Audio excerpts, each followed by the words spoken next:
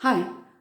यहाँ हम सेमेस्टर 3 के लिए जिनका मेन हिंदी है उनके लिए पेपर 7 का एक प्रश्न वीरगाथा काल के नामकरण की समस्या पर प्रकाश डालते हुए वीरगाथा काल नाम की चर्चा कीजिए देखेंगे, जिसमें पूर्व भूमिका, नामकरण की समस्या, नाम की चर्चा, आदिकाल नाम की व्यापकता और उपसंहार देखेंगे। चलते हैं प्रश्न के उत्तर की तरफ। हिंदी साहित्य के इतिहास का प्रारंभिक काल नामकरण की दृष्टि से पर्याप्त विवादास्पद बना रहा है। इतिहासकारों और आलोचकों ने इस काल के लिए जो भिन्न भिन्न नाम सूचित किए हैं, इससे हमारे सामने एक समस्या खड़ी हो गई है। सबसे पहले हम विभिन्न विद्वानों द्वारा दिए गए नामों पर दृष्टिपात करेंगे और उसके बाद सार्थक नाम का निर्णय करेंगे। अब हम देखते हैं वीरगाथा काल नामकरण की समस्या। हिंदी साहित्य के इतिहास के प्रारंभिक युग को इतिहास लेखकों तथा आलोचकों ने भिन्न भिन्न नाम दिए हैं। इससे इस काल के नामकरण की समस्या पैदा हो गई है। प्रमुख विद्वानों द्वारा दिए गए नाम कुछ इस प्रकार है, जिसमें हम आचार्य शुक्ल, आचार्य महावीर प्रसाद द्विवेदी जी, महापंडित शुक्ल जी, महापंडित राहुल जी, डॉक्टर रामकुमार वर्मा, आचार्य हजारी प्रसाद द्विवेदी जी जैसे भिन्न भिन्न विद्वानों के नामकरण को देखेंगे, जिसमें पहला है आचार्य शुक्ल, जिन्होंने वीरगाथा काल नाम दिया है। पंडित रामचंद्र शुक्ल ने इस काल का नामकरण इस काल की वीरगाथा प्रवृत्ति मूलक विशेष रचनाओं को लक्ष्य करके वीरगाथा काल किया है। शुक्ल जी ने आदिकाल की 12 रचनाओं का अपने इतिहास में उल्लेख किया है। यह सभी रचनाएं वीर रस से पूर्ण हैं। यहाँ पर शुक्ल जी ने जो वीरगाथा काल नाम दिया था वह इसलिए दिया था कि उन्होंने उस काल की 12 साहित्यिक रचनाओं का अभ्यास किया और उस अभ्यास करने के पश्चात उन्होंने देखा कि उन सभी में वीर रस से पूर्ण बातें हैं और सभी में वीरगाथा प्रवृत्ति है, वीरों की प्रवृत्ति है और इसीलिए उसे उन्होंने इस प्रवृत्ति के कारण उसे वीरगाथा काल नाम दिया। वैसे ही आचार्य महावीर प्रसाद द्विवेदी जी के विषय में देखते हैं तो उन्होंने इस काल को बीजवपन काल नाम दिया है, बीजवपन काल नाम दिया है और उन्होंने आदिकाल का लक्षण विवेचन करके इस काल का नाम बीजवपन रखा, क्योंकि यह नाम निश्चय ही उपयुक्त नहीं है। यह तो पूर्ववर्ती परिनिष्ठित अपभ्रंश की साहित्यिक प्रवृत्तियों का विकास है। हाँ, हिंदी भाषा की दृष्टि से यह काल आदिकाल है। यहाँ पर कहने का मतलब यह है कि उन्होंने लक्षण विवेचन करके इसका नाम बीजवपन काल रखा, पर इसको हम बीजवपन यानी कि कोई बीज उत्पन्न होकर निकल रहा हो ऐसा नहीं है, क्योंकि यहाँ पर विद्वानों के मत अनुसार यह है कि यह जो साहित्य है वह अपभ्रंश की साहित्यिक प्रवृत्तियों का विकास है, न कि उसकी उत्पत्ति है और इसीलिए यह उचित नहीं रहेगा।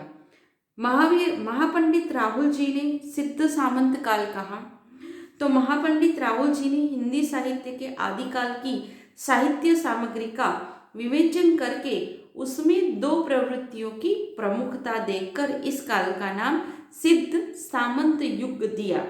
राहुल जी के नामकरण से लौकिक रस से अनुप्राणित महत्वपूर्ण रचनाओं का कुछ भी आभास नहीं मिलता। इस नामकरण को स्वीकार करने से हमारे साहित्य की प्रवृत्तियों का निरूपण भली भांति नहीं हो सकता, क्योंकि यहाँ पर उन्होंने कहा है कि सिद्ध और सामंत प्रवृत्ति, मगर यहाँ हम देख सकते हैं कि इससे हमें साहित्य की जो प्रवृत्तियाँ थी उनके विषय में पूरा ज्ञान नहीं हो सकता, या फिर उसको हम पूरी तरह निरूपित नहीं कर सकते, और इसलिए यह भी अनुचित रहा। डॉक्टर रामकुमार वर्मा ने चारण काल कहा। उन्होंने अपने पूर्ववर्ती इतिहासकारों की अपेक्षा अधिक विस्तृत और अधिक वैज्ञानिक रूप से विवेचन करते हुए इस काल के कवियों की विशिष्ट मनोदशा और प्रवृत्ति को देखकर इसका नाम चारण काल रखा। चारणों की इस विशिष्टता और की ओर शुक्ल जी ने भी संकेत किया था, पर वे इस शब्द को प्रमुखता देने के पक्षपाती न थे। वे वीर गाथा को चारणों की पारिवारिक संपत्ति मानते थे। आचार्य हजारी प्रसाद द्विवेदी जी ने आदिकाल कहा, तो आचार्य हजारी प्रसाद द्विवेदी जी ने अपने शोध व्याख्यान हिंदी साहित्य का आदिकाल के अंतर्गत इस काल की विस्तृत और वैज्ञानिक समीक्षा की है। इस युग को हिंदी साहित्य का प्रथम काल मानकर उन्होंने आदिकाल नामकरण दिया है। यह नाम विशेष विख्यात हुआ है। अन्य नाम में हम कहें तो श्री चंद्रधर शर्मा गुलेरी और डॉक्टर धीरेन्द्र वर्मा ने हिंदी साहित्य के प्रारंभिक काल को अपभ्रंश काल से भी अभिहित किया है। मिश्र बंधु और डॉक्टर गणपति चंद्र गुप्त ने भी ऐसा ही नाम दिया है। डॉक्टर शंभुनाथ मिश्र ने इसे उद्भव काल कहा है। इस प्रकार अनेक विद्वानों ने अपने अपने दृष्टिकोण के अनुसार विविध नाम सुझाए हैं और तर्कों द्वारा अपनी मान्यता की पुष्टि भी की है। अब हम देखते हैं वीर गाथा काल नाम की चर्चा। साहित्य के किसी भी काल का नामकरण उस काल की साहित्यिक प्रवृत्तियों तथा प्रतिपाद्य विषय के आधार पर ही उचित समझा जाता है। महावीर प्रसाद द्विवेदी जी ने इसे बीजोपन काल के नाम से अभिहित किया है, परंतु यह नाम भी वैज्ञानिक दृष्टिगत नहीं होता, क्योंकि साहित्यिक प्रवृत्तियों की दृष्टि से यह काल पर्याप्त समृद्ध है। इस काल के साहित्य पर लिटरेचर इन्फेंसी और इन्फेंसी इन लिटरेचर की उक्ति लागू नहीं पड़ती। राहुल सांकृत्यायन जी ने इस काल का नाम सिद्ध सामंत युग रखा है। सिद्ध शब्द से तत्कालीन धार्मिक साहित्य की प्रधानता व्यंजित है और सामंत शब्द से राजनीतिक स्थिति की ओर संकेत है। वस्तुतः डॉक्टर वर्मा का संधिकाल और चारण काल राहुल जी के सिद्ध काव्य और सामंत काव्य का ही दूसरा नाम है। यह नाम भी एक पक्षीय रहा। प्रारंभिक काल के साहित्य में अपभ्रंश भाषा की प्रचुरता को लक्ष्य कर इस काल को अपभ्रंश काल कहना उचित समझा गया है, पर भाषा के आधार पर साहित्य का विभाजन उपयुक्त प्रतीत नहीं होता। प्रवृत्ति सूचक नाम सार्थक लगता है, परंतु प्रश्न यह होता है कि उपयुक्त दो में से किस नाम को सार्थक समझे, वीरगाथा काल को या सिद्ध सामंत काल को। इसका उत्तर हम यह भी कह सकते हैं कि जिसमें प्रवृत्ति की प्रधानता हो उसे मान्य किया जाए। इस दृष्टि से वीरगाथा काल नाम सार्थक लगता है। वीर रस से काव्य की इस युग की प्रधानता हम देख सकते हैं। यद्यपि शुक्ल जी द्वारा गिनाए गए वीर रस के काव्य परवर्ती जान पड़ते हैं। आदिकाल नाम की व्यापकता के लिए हम देखते हैं कि आचार्य रामचंद्र शुक्ल ने विजयपाल रासो, हम्मीर रासो, कीर्तिलता आदि जिन 12 ग्रंथों के आधार पर वीर गाथा काल नाम का निर्धारण किया है, उनमें विजयपाल रासो, खुमान रासो आदि को परवर्ती रचनाएं कहा जाता है। पृथ्वीराज रासो, परमाल रासो आदि की प्रामाणिकता पर प्रश्न चिन्ह लगाया हुआ है। कीर्तिलता, कीर्ति पताका आदि में भक्ति और श्रृंगार रस का भी निरूपण हुआ है।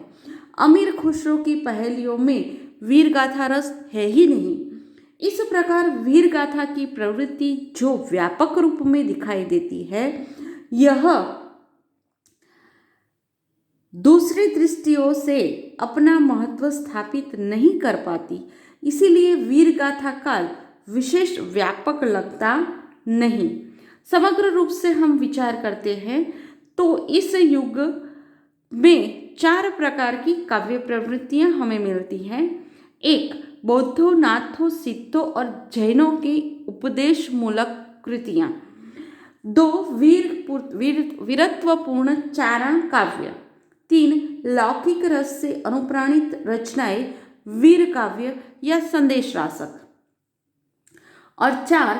फुटकल अन्य विषयों की कविता, जैसे अमीर खुसरो की पहेलियां।